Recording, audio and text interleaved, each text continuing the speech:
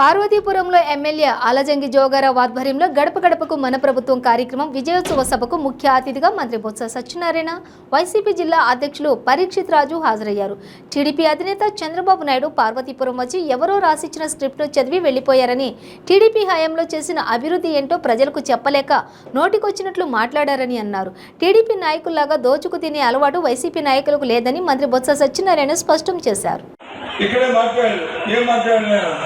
ఈ పార్వతీపురం ఏం చేశాడో ఒకసారి చెప్పాడా? ఏం చేశాడా? వాళ్ళ తాలూకాలు నరకత్వం వ్యక్తులైనా సరే వాళ్ళు ఆడైనా సరే ఏం చేశారా? ఎంతసేపు మమ్మల్ని ఆడిపోసుకోవడం లేదు అంటే మీ ఎమ్మెల్యే గారిని ఆడిపోసుకోవడం లేదు, జగన్మోహన్ రెడ్డి గారిని వచ్చి తిట్టడం తప్ప ఏ కార్యక్రమం చేశారు? మేము చెప్తున్నాం గర్వంగా ఇవాళ ఈ పార్వతీపురానికి వచ్చి జిల్లా కేంద్రాన్ని చేసి ఇక్కడ ఉన్న సామాన్య ప్రజలందరికీ పరిపాలన అందుబాటులో తీసుకొచ్చాం. ఒక కలెక్టర్ పెట్టాం, ఇక్కడ ఎస్పీ పెట్టాం, ఇక్కడ వచ్చి మీకు అందుబాటులో పరిపాలన తీసుకొచ్చాం. అంటే జిల్లా కేంద్రం కాకుండా వైద్యపరంగా ఇవాళ 50 కోట్లతో మరి సూపర్ స్పెషల్ హాస్పిటల్ కాకుండా ఇంకొక మరి వైద్య కళాశాల కూడా మెడికల్ కాలేజీని కూడా ఇక్కడ తేబోతున్నాం. తేబోతున్నాం కాలేజీ వస్తే మెడికల్ వస్తే ఏదైతే విశాఖపట్నం, ఏదైతే విజయవాడ లేదా మద్రాసు లేదా బెంగళూరులో వెళ్ళి మన తాలూకా మన ఆరోగ్యం కోసం మన ఎల్లాలు పెద్ద ఆపరేషన్ చేసుకోవాలండి. ప్రభుత్వం తాలూకా పనితీరు ఇది. మన కార్యక్రమం జరిగి సుమారు 75 సచివాలయాలు తిరిగిన తర్వాత, 275 రోజులు తిరిగిన తర్వాత, 300 రోజులు ఒక్కొక్క సచివాలయం తిరిగిన తర్వాత ఇంకా అక్కడున్న సమస్యలు ఇంకేమైనా మిగిలిపోతాయని ఇంకేమైనా ఉంటే వాటికి కూడా మళ్ళీ కార్యక్రమాలు చేసుకుంటామని చెప్పి ఇంకో సంవత్సరం ఎన్నికలు జరుగుతున్న తరుణంలో, 6 నెలలు జరుగుతున్న తరుణంలో జరుగుతున్న సభ ఈ సభ. అంతేగాని ఎన్నికల విషయంలో వచ్చి ఒక మాట చెప్పి, ఎన్నికలు అయిపోయిన తర్వాత వచ్చి ఇంకో మాట చెప్పి, మళ్ళీ వచ్చి ఇంకో మాట చెప్పుకున్న ప్రభుత్వం తత్వం జగన్మోహన్ రెడ్డి గారి ప్రభుత్వం కాదు. ఇవాళ ప్రభుత్వం తాలూకా ఒకే ఒక ఆలోచన, జగన్మోహన్ ఆలోచన ఇక్కడ కూర్చుని మా పెద్దల తాలూకా కానీ లేదు మీ అందరి తాలూకా విడుదల కానీ మీ తల విలువ పెరగాలని, మీ గౌరవం పెరగాలని, మీకు కూడా మీ గ్రామాల్లో గౌరవంగా బతకాలని, మీ సామాన్యుడికి మా ప్రభుత్వం ఉంది. ఏదైతే స్వర్గీయ రాజశేఖర రెడ్డి గారి హయాంలో ఏ విధంగా అయితే సామాన్యులందరూ కూడా పర్వాలేదు మా రాజశేఖర రెడ్డి ఉన్నారు, మా అన్న ఉన్నాడని చెప్పి హాయిగా జీవించారు, అదే బతికి అదే భరోసా ఇవ్వాలని ఆలోచనతోనే జగన్మోహన్ గారి పరిపాలన జరుగుతుందని చెప్పడానికి నిజంగా ఆయన క్యాబినెట్ లో మంత్రిగా నేను వచ్చి ఎలా పడుతున్నానని చెప్పి మీ అందరికీ మనం చేస్తున్నాను. ఇదేదో అత్యోక్తి కాదు. మా నాన్నగారు ఒకటి ముందుకేస్తే నేను 2 అడుగులు ముందేస్తానని చెప్పారు. అదేవిధంగా రాజశేఖర రెడ్డి గారు ఏమాటైతే చెప్పిందే చేస్తారు, ఈయన కూడా చెప్పిందే చేస్తారు. ఎవరి తాలుగా ప్రీతి కోసమో ఆ కార్యక్రమం మాత్రం సస్తే మాత్రం జగన్మోహన్ రెడ్డి గారు చేయలేని విషయాన్ని మీ అందరికీ మనం చేస్తున్నాం. ఏ కార్యక్రమం చేసినా అది నీ తాలూకా జీవన ప్రమాణం పెరగాలి, నీ అభివృద్ధి పెరగాలి, నీ తాలూకా కొనుగోలు శక్తి పెరగాలి. అదే కార్యక్రమంతో ముందుకు వెళ్తారు. ఆ రీతిలోనే ఇవాళ ఈ ప్రభుత్వం 4 అంశాలకు ప్రాధాన్యత ఇస్తుంది. 1 విద్య, 2 వైద్యం, 3 వ్యవసాయం, 4 ఈ తాలూకా సంక్షేమం, సామాన్య ప్రజల సంక్షేమం.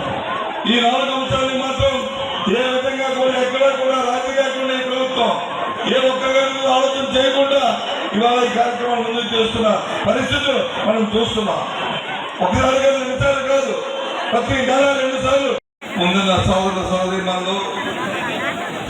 కార్యకర్తలు జగన్మోహన్ రెడ్డి గారైనా, ఆయన ప్రభుత్వం అన్నా, ఆయన మాటన్నా వారందరూ కూడా ఇవాళ ఎంతో ఆయన ప్రభుత్వం రావాలని కోరుకున్న ప్రతి కార్యకర్తలు చేసిన ప్రతి ఒక్కరికి కూడా మరి నమస్కారాలు తెలియజేసుకుంటూ చాలా సంతోషం.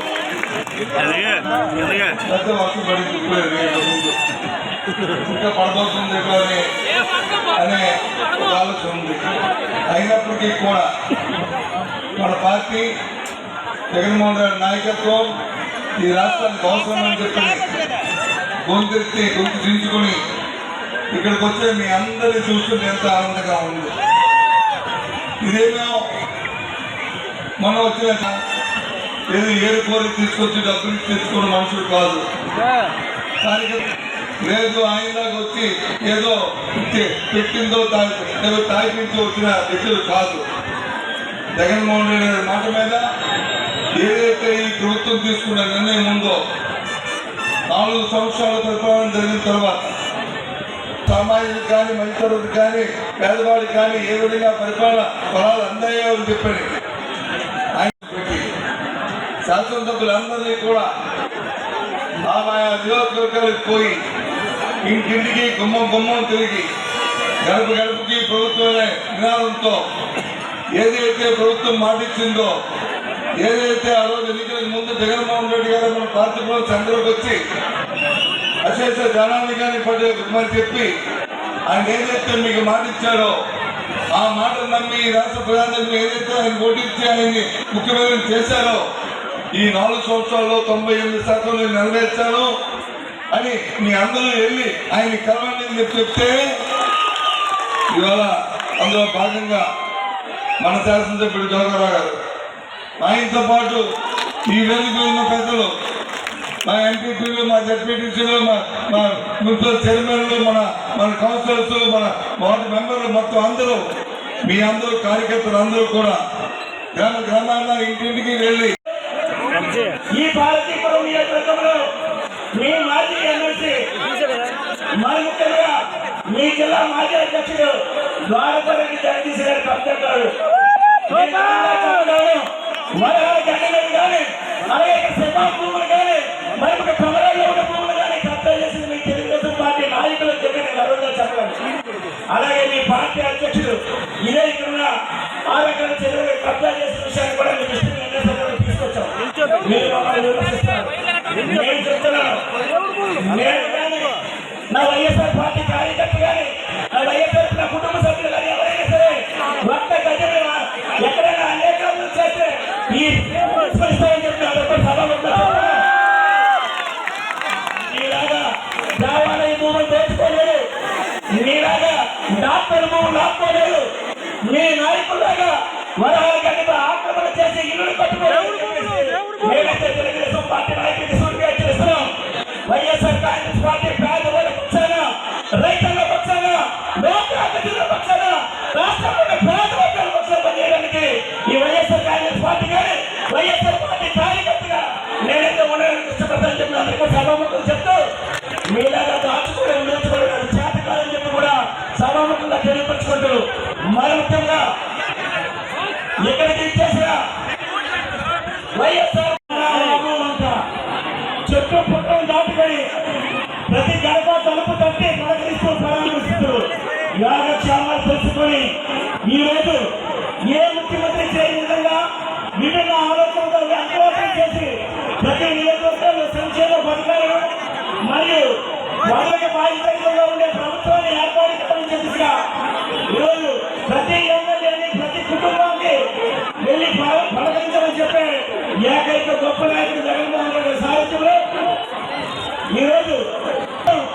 ఈరోజు ఆగస్టు 24వ తేదీ వైఎస్ఆర్ పార్టీ జెండా 2024 రాష్ట్రంలో ఎగరవేయాలని ఆకర్షించే ప్రతి కార్యకర్తకి ప్రతి నాయకుడికి నేను పాదాభంలో చేపట్టుకుంటూ ఎంత గొప్ప అవకాశం కల్పించినందుకు మీకు అందరికీ కూడా నేను ఒక్కసారి ధన్యవాదాలు తెలియపరుచుకుంటున్నాను. మరి ముఖ్యంగా గురువర్యులు పెద్దలు నాకు రాజకీయ కుటుంబ నాయకుడు సాక్షిగా ఒక మాట చెప్తున్నాను సార్. ఈరోజు ఈ భారతదేశం రావాలన్న 4 ఏళ్ళ కాదు సార్. ఇక్కడికి విచ్చేసిన వైఎస్ఆర్ కాంగ్రెస్ పార్టీ కార్యకర్తలకు నాయకులకు ఒకరికి చేతులు జోడించి నమస్కరిస్తున్నాను. ఈరోజు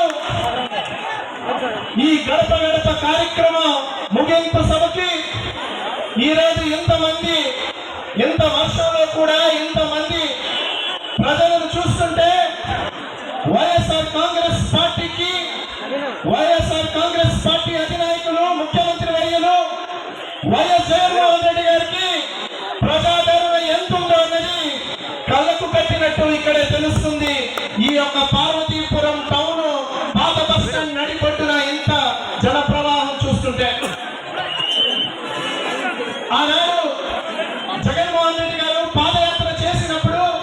ఈ ప్రాంతంలో మేమందరం కలిసికట్టుగా నడిచినప్పుడు ప్రజల యొక్క సమస్యలు తెలుసుకొని వారి యొక్క సాధక బాధ్యతలు వింటూ ఆ రోజు ప్రజల మధ్యలో మీ సమక్షంలో మేనిఫెస్టోని రిలీజ్ చేయడం జరిగింది. నాకు తండ్రి సమానులు విద్యాశాఖ మంత్రులు YSR Congress party regional coordinator గా ఉన్న గౌరవనీయులు శ్రీ బొత్స సత్యనారాయణ గారికి, అదేవిధంగా ఈ వేదిక మీద ఆశీర్వాదం కావించిన పెద్దలు అబ్జర్వర్ గారు శోభా హేమావతి గారికి, మామిడి శ్రీకాంత్ గారికి, నాతో ఇచ్చేసిన జిల్లా పరిషత్ వైస్ చైర్మన్ బాపూజీ నాయుడు గారికి, అలాగే నియోజకవర్గ పెద్దలు మన వాకడ్ నాగేశ్వరరావు గారికి, మున్సిపల్ చైర్మన్ గారికి, ఈ వేదికను అలంకరించిన వైఎస్, ముఖ్యంగా ఈ సమావేశానికి ప్రతి గడపకు వెళ్ళి ప్రతి సమస్యను తెలుసుకొని ఎల్లవేళలా మీతోనే ఉన్న పార్వతీపురం నాకు తండ్రి సమానులు విద్యాశాఖ మంత్రులు YSR Congress party regional coordinator గా ఉన్న గౌరవనీయులు శ్రీ బొత్స సత్యనారాయణ గారికి, అదేవిధంగా ఈ వేదిక మీద ఆశీర్వాదం కావించిన పెద్దలు అబ్జర్వర్ గారు శోభా హేమావతి గారికి, మామిడి శ్రీకాంత్ గారికి, నాతో ఇచ్చేసిన జిల్లా పరిషత్ వైస్ చైర్మన్ బాపూజీ నాయుడు గారికి, అలాగే నియోజకవర్గ పెద్దలు మన వాకడ్ నాగేశ్వరరావు గారికి, మున్సిపల్ చైర్మన్ గారికి, ఈ వేదికను అలంకరించిన వైఎస్, ముఖ్యంగా ఈ సమావేశానికి ప్రతి గడపకు వెళ్ళి ప్రతి సమస్యను తెలుసుకొని ఎల్లవేళలా మీతోనే ఉన్న పార్వతీపురం